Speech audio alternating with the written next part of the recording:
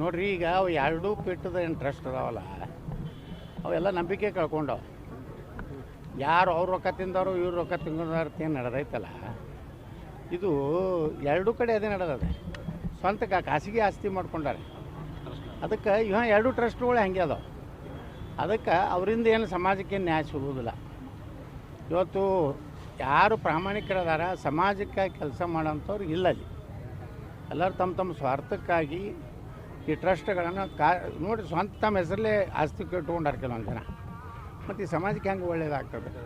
ಅದರಿಂದ ಏನು ಉಚ್ಚಾಟನೆ ಮಾಡಿದ್ರು ಉಚ್ಚಾಟನೆ ಮಾಡಿದವರು ಅವ್ರು ಇದ್ದಾರೆ, ಉಚ್ಚಾಟನೆ ಮಾಡಿದವರು ಉಚ್ಚಾಟನೆ ಮಾಡಿಸ್ಕೊಂಡವ್ರು ಇಬ್ಬರು ಅವರೇ ಇದ್ದಾರೆ.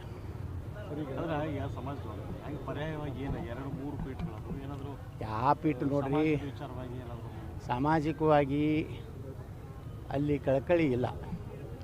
ಒಂದು ಏನಾಗಿದೆ ಅಂದ್ರೆ, ಈ ಸರ್ಕಾರಗಳನ್ನು ಬ್ಲ್ಯಾಕ್ ಮೇಲ್ ಮಾಡಲಿಕ್ಕೆ ಟ್ರಸ್ಟ್ಗಳು ಇದ್ದಂಗೆ ಅದಾವೆ. 11 ಕೋಟಿ ರೂಪಾಯಿ ಕೊಟ್ಟಾರೆ ಹಿಂದೆ ಯಡಿಯೂರಪ್ಪ ಸರ್ಕಾರ. ಅದೆಲ್ಲ ಅದನ್ನು ಪೂರ್ತಿ ಫೇಕ್. ಇವನ್ ಗ್ರಾಮ ಪಂಚಾಯತಿ ಪಿ ಡಿ ಒ ಸಹಿತ ಡುಪ್ಲಿಕೇಟ್ ಸಹಿ ಮಾಡ್ಯಾರ. ಎಲ್ಲ ಬಿಲ್ಲುಗಳು ಡುಪ್ಲಿಕೇಟು.